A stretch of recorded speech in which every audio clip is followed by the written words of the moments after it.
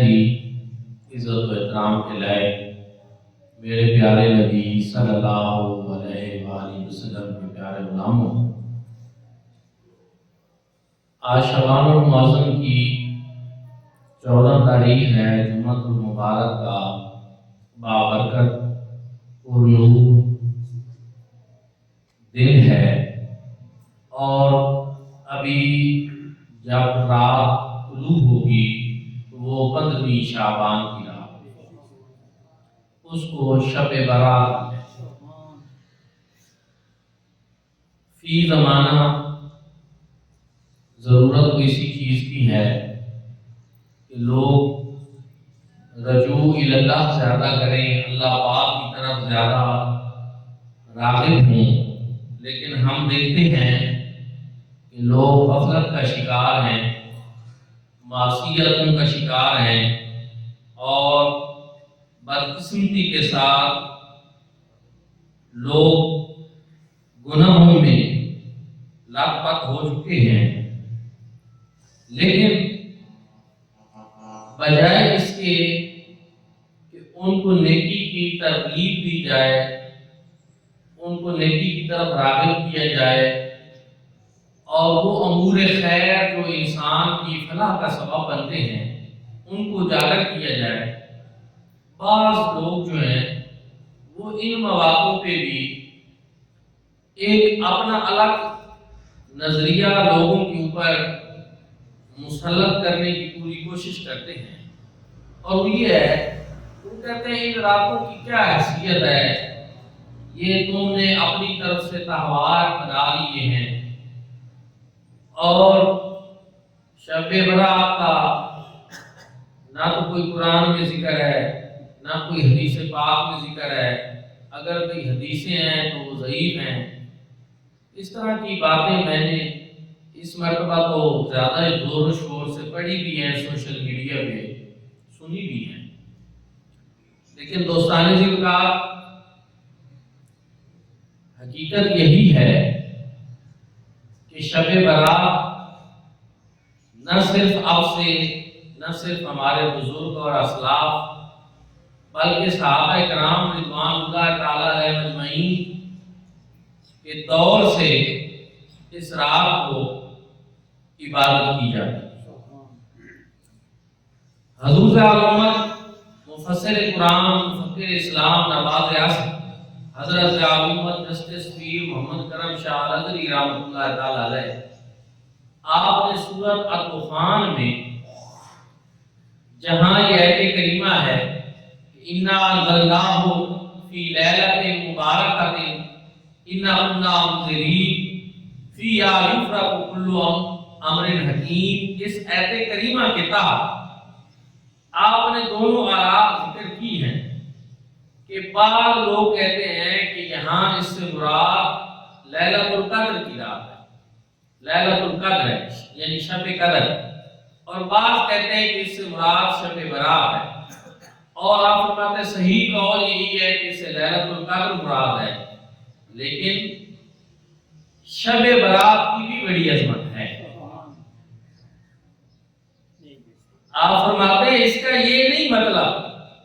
کہ اگر اس قول سے لیلۃ القدر ہی مراد لیا جائے تو بھئی شب برات کی کوئی فضیلت نہیں ہے، اس کی عظمت ختم ہو جاتی ہے۔ فرماتے ہیں نہیں، شب برات کی بھی بڑی عظمت ہے، بڑی شان ہے، اور حضور نبی کریم صلی اللہ علیہ وآلہ وسلم سے احادیث مبارکہ جو ہیں وہ روایت ہیں، اور پھر آپ نے اس سلسلہ میں 2 احادیث مبارکہ ذکر بھی فرمائی۔ حضرت مولا علی شیر خدا کرم اللہ وجہہ سے یہ روایت پاک تفسیر ضیاء القرآن میں، تفسیر روح المعانی میں، ابن ماجہ اور دیگر کتب حدیث میں ہے کہ حضور نبی کریم صلی اللہ علیہ وآلہ وسلم نے ارشاد فرمایا کہ جب شعبان کی 15ویں رات آئے تو اس رات کو تم قیام اللیل کرو، یعنی رات کو جاگ کر اللہ کی عبادت کرو اور دن کو روزہ رکھو، اور پھر فرمایا کہ اس رات کو اللہ رب العزت آسمان دنیا پہ نزول جلال فرماتے ہیں، اپنی شان کہہ رہے ہیں، اور پھر رب تعالیٰ پکارتے ہیں اور رب تعالیٰ آواز لگاتے ہیں، اپنی شان کے لیک ندا اور صدا لگائی جاتی ہے کہ ہے مجھ سے کوئی مغفرت کا طلبگار کہ میں اس کی مغفرت کروں، ہے کوئی مجھ سے مانگنے والا کہ میں اس کا دامن بھر دوں، ہے کوئی مجھ سے توبہ کرنے والا کہ میں اس کی توبہ قبول کروں۔ اور دوستان ذکر دوسری روایت جو ہے وہ حضرت سیدہ عائشہ صدیقہ رضی اللہ تعالی عنہا سے، آپ فرماتی ہیں کہ شعبان کی نصف شعبان کی جب رات آئی یعنی 15ویں کی رات، تو میں نے دیکھا کہ رسول اللہ صلی اللہ علیہ وسلم موجود نہیں، میں آپ کی تلاش میں گئی تو آپ صلی اللہ علیہ وآلہ وسلم کو جنت البقیع میں نے پایا، یعنی آپ صلی اللہ علیہ وسلم کا قبرستان تشریف۔ اور پھر اس سے یہ بھی پتہ چلا کہ اس رات کو قبرستان جانا یہ حضور نبی کریم صلی اللہ علیہ وآلہ وسلم کی سنت مبارک۔ اور پھر حضور نبی کریم صلی اللہ علیہ وآلہ وسلم نے ارشاد فرمایا کہ یہ وہ رات ہے، اس رات کو بنی کلب قبیلے کی جو بکریاں ہیں ان کے اوپر جو بال ہیں ان کی تعداد کے مطابق اللہ رب العزت میری امت کی بخشش اور مغفرت۔ دوستانی ذکر اس دور میں عرب میں بنی کلب قبیلہ ایسا تھا کہ جس کے پاس سب سے زیادہ بھیڑ بکریاں، سب سے زیادہ بکریاں، اور بکریوں کی تعداد کے برابر نہیں، بکریوں کے اوپر جو بال ہیں ان بالوں کی تعداد کے برابر اللہ رب العزت رسول اللہ صلی اللہ علیہ وسلم کی امت کی بخشش اور مغفرت۔ کبھی کسی ایک بکری کو پکڑے، چاہے چھوٹی سی ہو بڑی سی ہو، اس کے بال گننے کی کوشش کریں، آپ گن سکتے ہیں؟ اگر ایک بکری کے بال آپ نہیں گن سکتے تو جن کی بکریاں سارے عرب میں زیادہ ہوں ان کی تعداد کا اندازہ کون لگا سکتا ہے؟ مطلب یہ ہے کہ ان گن لا تعداد اللہ رب العزت اس رات کو رسول اللہ صلی اللہ علیہ وسلم کی امت کی بخشش اور مغفرت۔ جو دوست کہتے ہیں کہ جی احادیث ہیں مگر ضعیف ہیں، تو ضعیف حدیث کا حکم کیا ہے یہ بھی بتایا کریں۔ امام بخاری مسلم نے اپنی صحیحین میں ضعیف احادیث بھی ذکر کی ہے، اور صرف ضعیف احادیث ذکر نہیں کی، ان سے استدلال بھی کیا ہے، ان سے مسائل بھی ثابت کیے ہیں، مسائل کا استنباط بھی کیا ہے، جو اس بات کی دلیل ہے کہ فضائل اعمال میں، عبادات میں یا کسی چیز کی فضیلت میں اگر ضعیف حدیث بھی ہو تو اس کو لے لینا چاہیے اور اس کے اوپر عمل کرنا چاہیے، کیونکہ اس معاملے کا تعلق ترغیب و ترہیب کے ساتھ، فائدے کے ساتھ، کہ لوگ اگر اس رات کو جاگیں گے، عبادت کریں گے، اللہ کی بندگی کریں گے تو لوگوں کو فائدہ پہنچے گا۔ یہ تو ایک خیر اور بھلائی کا عمل ہے جس سے خواہ روکنا اور اپنی طرف سے اصول اور ضابطے اور ہر حدیث کو ضعیف ذکر کر کے، اور بعض دفعہ تو اتنی رٹ لگائی جاتی ہے کہ لوگ پریشان ہو جاتے ہیں کہ پتہ نہیں ضعیف حدیث جو ہے یہ کوئی کس قسم کی حدیث ہوتی ہے۔ حالانکہ ضعیف بھی حدیث ہی ہوتی ہے، صرف یہ ہوتا ہے کہ اس میں کوئی ذوق ہوتا ہے، کہیں کی کوئی راوی کا کوئی مسئلہ ہوتا ہے، کہیں پہ جو ہے اس کے راوی کے اوپر کسی قسم کا کوئی تان ہوتا ہے، لیکن اس کا یہ نہیں مطلب ہوتا کہ وہ سرے سے حدیث ہے ہی نہیں یا اس سے کوئی چیز ثابت ہی نہیں ہوتی۔ یہ میں نے اس لیے آپ کو بتایا کہ یہ بیماری اب عام ہو گئی ہے کہ ہر بات کے اوپر یہ کہہ دینا کہ یہ حدیث تو ضعیف ہے۔ بھائی ضعیف کا بھی یہ مطلب نہیں ہوتا کہ ضعیف کوئی حدیث نہیں ہے، حدیث کی قسم نہیں ہے یا اس سے مسائل ثابت نہیں ہوتے۔ میں بتا رہا ہوں امام بخاری مسلم نے ضعیف حدیث سے استدلال اور استنباط کیا ہے مسائل۔ تو دوستو اس لیے ہر وہ عمل جس میں انسان کو اللہ کی طرف راغب کیا جائے اس کو تو ویسے ہی روکنا یہ بہت عجیب بات ہے، سمجھ سے بالاتر ہے۔ تو اولیاء اللہ کا، اسلاف کا، صحابہ کرام کا یہ طریقہ رہا ہے کہ وہ ان خصوصی راتوں کے اندر قیام اللیل کرتے، دن کو روزہ رکھتے تھے۔ حضرت عطا بن یسار تابعی ہے، وہ بیان کرتے ہیں کہ صحابہ کرام رضوان اللہ تعالی علیہ مجمعین شب قدر کے بعد شعبان کی اس 15ویں رات کے علاوہ کسی اور رات کو افضل نہیں سمجھتے. یعنی صحابہ کرام یہ سمجھتے تھے کہ شب قدر کے بعد اگر کوئی سب سے افضل رات ہے تو یہ شعبان کی 15ویں رات جس کو ہم شب برات کہتے ہیں. لیکن عربی میں اور یا اللہ نے صالحین نے اس کا ایک نام نہیں، اس کے کئی نام بتائے. فرمایا ایک تو یہ لیلۃ الرحمہ ہے، رحمت والی رات. ایک تو یہ لیلۃ البرکہ ہے، برکت والی رات ہے، کیونکہ قرآن پاک میں کہا گیا انا انزلناہ فی لیلۃ مبارکۃ. اس کو لیلہ مبارکہ کہا گیا، برکت والی رات کہا گیا. اور پھر یہ لیلۃ الصق ہے، یعنی دستاویزات والی رات ہے. اس میں اللہ رب العزت لوگوں کے بارے میں بڑے اہم فیصلے فرماتے ہیں، ان کی موت کے بارے میں، زندگی کے بارے میں، رزق کے بارے میں، اولاد کے بارے میں. اور قرآن پاک میں بھی یہی ہے فیہا یفرق کل امر حکیم، اس میں ہر اہم معاملے کا فیصلہ کیا جاتا ہے. تو دوستانی ذکر اس وجہ سے اب آپ خود سوچیں کہ وہ رات جس میں آپ اور میں، ہم سب کی قسمتوں کے فیصلے کیے جا رہے ہیں، ہم غفلت کی چادر تان کر سوئے ہوئے ہوں، تو کتنی محرومی کی بات، یہ ہمارے لیے کتنی افسوس کی بات. اور خوش نصیب ہوں گے وہ لوگ کہ جب ادھر کاتب تقدیر ان کی تقدیر لکھ رہا ہو تو وہ غفلت کی چادر تان کر سوئے ہوئے نہ ہوں، وہ اللہ کے دربار میں، اللہ کے حضور میں حاضر سر بسجود ہوں، یا اس کا ذکر کر رہے ہوں، قرآن پاک تلاوت کر رہے ہوں، درود شریف پڑھ رہے ہوں، تو اللہ کو بڑا پسند ہے. اور شعبان کا مہینہ میں نے بتایا کہ یہ ویسے بھی اور یہ اللہ کے نزدیک درود کا مہینہ ہے. وہ اس لیے کہ جو درود پاک والی آیت ہے وہ اسی مہینہ کے اندر نازل ہوئی، شعبان میں نازل ہوئی تھی. اس لیے وہ سمجھتے ہیں کہ اس میں درود شریف کی کثرت کرنی چاہیے. جس طرح کہ قرآن پاک کا نزول رمضان میں ہوا تو رمضان میں قرآن پاک کی تلاوت کی کثرت کی جائے. تو اولیاء اللہ نے وہ چیزیں تلاش کی کہ جو اللہ پاک کو پسند ہے، جن پہ اللہ پاک راضی ہوتے ہیں، اور وہ ہمیں بتائیں. تو آج لوگ اولیاء اللہ کے طریقوں کو تو ایسے ہی بھول گئے ہیں جیسے کہ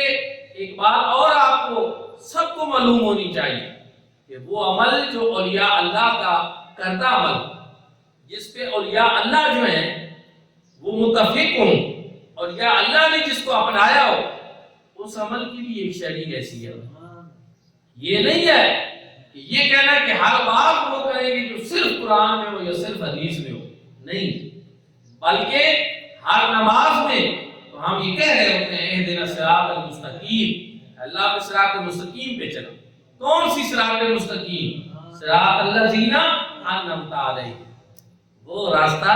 جس کے ان بندوں کا راستہ جن کے اوپر تیرا انعام، ان لوگوں کا راستہ مانگ رہے ہوتے ہیں. وہ راستہ جب نماز میں ہم مانگتے ہیں تو گویا ہم کہہ رہے ہوتے ہیں کہ ہمیں داتا علی حویری کا راستہ دکھا، ہمیں خواجہ حویری کا راستہ دکھا، ہمیں حضرت غوث اعظم عبد القادر جیلانی والے راستے پہ چلا، ہمیں بابا فرید والے راستے پہ چلا، حضرت خواجہ قطب الدین بختیار کاکی والے راستے پہ چلا، حضرت سلطان بہو والے راستے پہ چلا. کیا ہم ہر نماز میں دعا نہیں کرتے؟ اور قرآن پاک میں اللہ رب العزت نے اس کی خود تفسیر بیان فرما دی. انعام یافتگان کون ہے، علمت علیہم کون ہے؟ فرمایا علم اللہ علیہم من النبیین والصدیقین والشہداء والصالحین. انعام یافتگان میں انبیاء ہیں، صدیقین ہیں، شہداء ہیں اور صالحین امت. اس لیے وہ کام جو انبیاء نے کیا وہ بھی، اور وہ کام جو صدیقین نے کیا وہ بھی، اور وہ کام جو شہداء امت نے کیا وہ بھی، اور وہ کام جو صالحین امت نے کیا وہ بھی ایک شرعی حیثیت رکھتا ہے. یہ نہیں ہے کہ آپ باتوں باتوں میں اولیاء اللہ کے جو اصول ہیں، اولیاء اللہ کے جو کام ہیں، اولیاء اللہ نے جن چیزوں کو اپنی زندگی میں معمولات کے طور پہ اپنایا ہے، آپ ان کو کہتے ہیں کہ یہ کس حدیث میں آیا؟ اللہ پاک کو پسند ہے اپنے محبوب اور مقبول بندوں کی عادات، ان کے معمولات، ان کی یہ چیزیں. رب تعالیٰ ہمیں حکم دیتا ہے کہ تم ہر نماز میں ان کا راستہ مانگا کرو. تو اس لیے میرے بھائیوں اور دوستو، اللہ کے محبوب بندوں کی طرح بن جانا، ان کی عادات اپنانا اور اپنے شب و روز ان کے مطابق کر لینا یہ بڑے ضروری ہے. اور یہ بھی بات یاد رکھیں کہ اولیاء اللہ جو کچھ کرتے تھے وہ اپنی طرف سے نہیں کرتے تھے، ان کی تو پوری کوشش یہ ہوتی تھی کہ ہمارا ہر عمل مصطفیٰ کریم صلی اللہ علیہ وسلم کی سنت کے مطابق ہو اور رضا الہی. پھر انہوں نے دیکھا کہ جس عمل پہ اللہ پاک خوش ہوتے ہیں انہوں نے اس کو اپنا لیا، اس کو راز سمجھا کہ یہ زندگی کا ایک راز ہے، ایک سر ہے. اور پھر انہی میں سے یہ ہے کہ جب اس قسم کی راتیں آئی ہیں تو اولیاء اللہ نے ان راتوں کو ہمیشہ جو ہے شب بیداری قیام اللیل کیا، زیادہ سے زیادہ عبادت کی ہے، نوافل پڑھے. تو دوستان دیوکار ہمیں بھی چاہیے کہ ہم اللہ کے محبوب اور مقبول بندوں کے راستے پہ چلتے ہوئے ان راتوں کو غفلت میں نہ گزاریں بلکہ اللہ رب العزت کی عبادت اور بندگی کے اندر. اللہ رب العزت نے قرآن مجید فرقان حمید میں ارشاد فرمایا قل یا عبادی الذین اسرفوا علی انفسہم لا تقنطوا من رحمت اللہ ان اللہ یغفر الذنوب جميعا انہ هو الغفور الرحیم. فرمایا اے محبوب آپ فرما دیجیے میرے بندو اگر تم اپنی جانوں پر ظلم کر بیٹھے ہو، زیادتی کر بیٹھے ہو، اللہ کی رحمت سے نا امید رہو. لا تقنطوا من رحمت. یہ راتیں ہمیں امید دلاتی ہیں اللہ پاک کی بخشش اور مغفرت کے لیے کہ ہم اللہ سے معافی مانگیں، اس کی رحمت سے نا امید نہ ہو. اور اس آیت کریمہ کا شان نزول کیا ہے کہ کچھ مشرکین اور کفار لوگ حضور علیہ السلام کے پاس حاضر ہوئے اور انہوں نے عرض کی یا رسول اللہ اگر ہم ایمان لے آئیں تو ہم نے تو بڑے جرم کر رکھے اور ہمیں تو لگتا ہے کہ پتہ نہیں وہ معاف بھی ہوں گے کہ نہیں. ہم نے شرک کیا، کفر کیا اور گناہ کیے، ظلم اور زیادتیاں کی، کیا آپ ہی اللہ ہمیں معاف کر دے گا؟ اس موقع پہ اور بخاری شریف میں یہ حدیث پاک میں اس کا شان نزول ہے جو تفسیر ضیاء القرآن میں حضور احمد نے بھی ذکر فرمایا. اس موقع پہ اللہ رب العزت نے یہ آیت نازل فرمائی، فرمایا قل یا عبادی الذین اسرفوا علی انفسہم لا تقنطوا من رحمت اللہ. اے محبوب فرما دیجیے اگر تم اپنی جانوں پر ظلم کر بیٹھے ہو تو اللہ کی رحمت سے کبھی نہ ہو. لے آؤ اسلام، کلمہ پڑھو، اللہ تمہارے سارے گناہ معاف کرے. ان اللہ یغفر الذنوب جميعا. اللہ رب العزت تمہارے سارے گناہ معاف کرے. واللہ غفور الرحیم، اور وہ بہت زیادہ مغفرت فرمانے والا اور بہت زیادہ رحم فرمانے والا. یہاں حضور احمد فرماتے ہیں کہ کافر اور مشرک بھی اگر اپنے گناہوں سے توبہ کرے اور اسلام کے دامن میں آ جائیں تو اللہ رب العزت ان کا کفر، شرک اور وہ گناہ معاف فرما کر ان کے سارے گناہ معاف فرما دیتا ہے. اگر حضور کا امتی اور غلام اور وہ اگر توبہ کر لے تو اللہ رب العزت اس کے اوپر کتنی کرم نوازیاں فرمائے، کتنی مہربانیاں فرمائے. اس لیے اللہ کی رحمت سے نا امیدی یہ تو خود بہت بڑا گناہ ہے، کبھی بھی نا امید نہ ہو. ایک چیز یہ ہے اگر یہ کہہ دیا جائے کہ کسی کی توبہ قبول ہی نہیں کی جائے گی تو پھر میرے خیال میں بندہ جو ہے وہ اور زیادہ گناہوں کے اوپر جو ہے وہ راغب ہو جائے گا. جب توبہ قبول ہی نہیں تو پھر میں گناہ ہی کرتا چلوں. اور ایک دوسری قسم بھی اور وہ یہ ہے کہ جو یہ سمجھتا ہے کہ بس میں اللہ نے مجھے معاف کرنا ہے تو میں گناہ کرتا ہی چلا جاؤں. حضور صلی اللہ علیہ وسلم فرماتے ہیں یہ دونوں جو ہیں یہ دونوں نظریات سے ایک آتے ہیں، بلکہ ان میں سب سے اچھا نظریہ اعتدال والا ہے اور وہ یہ ہے کہ انسان اللہ رب العزت کا خوف بھی دل میں رکھے اور اپنے خالق اور مالک سے امید بھی رکھے. غلطیاں تو ہو جاتی ہیں، انسان ہے، خطا کا پتلا ہے، انسان سے کئی مرتبہ دانستہ اور نادانستہ گناہ ہو جاتے ہیں. آپ کو قطعاً یہ نہ سمجھے کہ معافی نہیں ملے گی بلکہ فوراً کوشش کرے کہ رجوع اللہ کا توبہ میں دیر نہ کرے، تاخیر نہ کرے، کیونکہ زندگی کا کوئی پتہ نہیں. آپ اور میں اگر ہم یہ سوچتے رہے کہ کوئی آئندہ سال کر لیں گے تو آئندہ سال کس نے دیکھا، کل کر لیں گے کل کس نے دیکھی، زندگی کا تو کوئی بھروسہ ہی نہیں ہے. اس لیے جب بھی کوئی غلطی اور گناہ سرزد ہو جائے تو انسان کو فوراً اللہ کی بارگاہ میں جھک جانا چاہیے، ندامت میں آنسو آنے چاہیے اور خوف خدا دل میں ہونا چاہیے. حضور نبی کریم صلی اللہ علیہ وآلہ وسلم سے بڑھ کر اللہ رب العزت کا پیارا اور کون تھا؟ بارز خدا بزرگ کوئی کسا کر سکتا. لیکن اس کے باوجود حضور نبی کریم صلی اللہ علیہ وآلہ وسلم بھی بہت زیادہ دل میں خوف خدا رکھتے، اور نماز کی جب حالت ہوتی، حضرت سیدہ عائشہ صدیقہ رضی اللہ تعالیٰ عنہ بیان کرتی ہیں کہ حضور علیہ السلام اس وقت ایک عجیب کیفیت میں ہوتے، اور آپ کے اوپر اذان کی آواز سننے کے بعد ایسی کیفیت طاری ہوتی کہ یوں لگتا تھا جیسے آپ کا کسی سے کوئی تعلق کی بات ہی نہیں رہا۔ اس انداز میں پھر آپ مسجد کی طرف تیاری کرتے۔ آج آپ میں ہم دیکھیں کہ ہم کس حال میں، اور پھر ایک صحابی بیان کرتے ہیں کہ حضور علیہ السلام رات کو بندگی کر رہے تھے اور میں حاضر بارگاہ ہوا، تو حضور علیہ السلام جب قرات فرما رہے تھے تو آپ کے سینے سے اس طرح آوازیں آ رہی تھی جس طرح ہنڈیا ابل رہی ہو تو اس میں سے آواز آتی ہے، خوف خدا سے رسول اللہ صلی اللہ علیہ وسلم کے سینے سے اس طرح کی آواز ہے۔ آج ہم تو ہیں ہی گناہ گار، وہ تو اللہ کے محبوب تھے اور رب تعالیٰ کا خوف بھی دل میں اتنا رکھتے ہیں، جبکہ ہم سراپا گناہ ہیں، سراپا عصیاں ہیں، اور اس کے باوجود ہمیں کوئی خوف خدا ہی، ہمیں وہ ڈر نہیں، وہ خوف نہیں، اور یہ ہماری بدقسمتی ہے۔ دوستانی نکاح پھر اسی طرح حضور نبی کریم صلی اللہ علیہ وآلہ وسلم نے ایسی تربیت کی صحابہ کرام کی کہ سارے صحابہ کرام کی زندگیوں کا مطالعہ کریں، قرآن پاک سن کر کئی مرتبہ وہ غش کھا کر گر پڑے۔ خوف خدا ان کے دلوں میں اتنا تھا، جناب فاروق اعظم قرآن کی آیتیں سن کر کانپ اٹھے، جناب سیدنا صدیق اکبر کے اوپر خوف خدا کی کیا کیفیت ہوتی، اور ہمارا عالم کیا۔ حضور زہد الانبیاء حضرت بابا فرید الدین مسعود گنج شکر رحمۃ اللہ تعالی علیہ اسرار الاولیاء میں ایک نوجوان کا واقعہ لکھا کہ ایک نوجوان تھا اور اللہ کے خوف کی وجہ سے اس کی حالت یہ ہو گئی کہ اس کا جسم کا چمڑا اس کی ہڈیوں کے اوپر خشک ہو گیا اور وہ چھڑی کی مانند ہو گیا بالکل، اور رات کو اس نے رسی لٹکا رکھی تھی جس سے وہ اپنے بالوں کو، سر کے بالوں کو سے باندھ دیتا اور عبادت کرتا کہ جب نیند آنے لگے تو جھٹکا لگے اور میں جاگ جاؤں،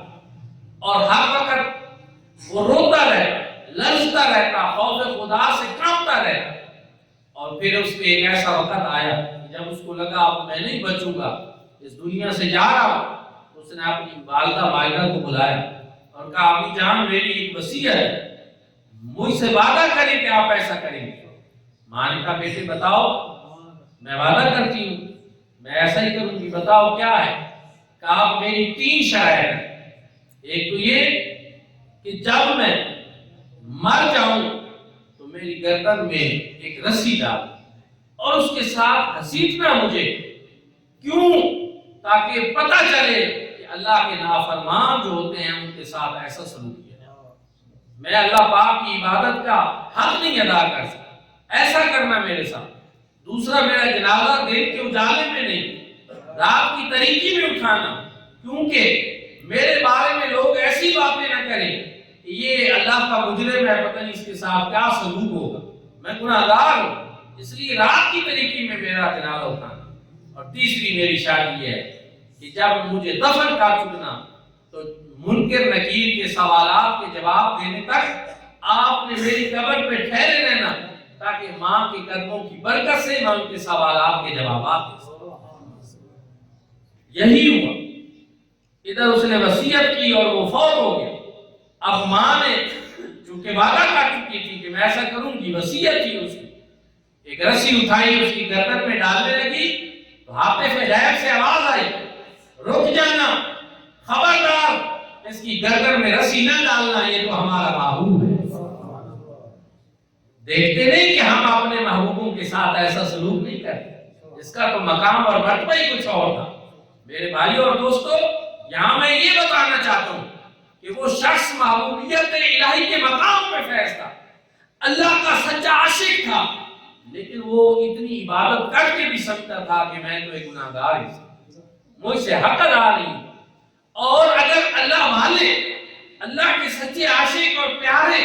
اتنی بندگی کر کے بھی اپنے آپ کو سمجھتے ہیں کہ ہم تو گناہ گار ہیں، تو ہم گناہ گاروں کا عالم کیا ہے کہ ہم تو ہیں ہی حقیقی گناہ گار، ہر وقت گناہوں میں لاپت رہتے ہیں اور ہمیں کوئی خوف خدا بھی نہیں اور کوئی ڈر بھی نہیں اور کوئی اس طرح کی صورتحال نہیں۔ تو دوستو یہ جو راتیں آتی ہیں، جیسے آج رات شب برات اور لیلۃ القدر رمضان شریف میں آئے گی، پورا رمضان شریف جو ہے یہ ہم سب کے لیے اللہ پاک کی طرف سے خصوصی پیکج، ایک خصوصی انعام ہے۔ اس میں آپ قیام اللیل کریں، جیسا کہ حضرت مولا علی کرم اللہ وجہ سے روایت ہے، رسول اللہ صلی اللہ علیہ وسلم نے ارشاد فرمایا کہ جب شعبان کی 15ویں رات آئے تو تم رات کو قیام کرو اور دن کو روزہ رکھو۔ قیام سے مراد یہ ہے کہ عبادت کرو، بندگی کرو اللہ پاک۔ اس بارے میں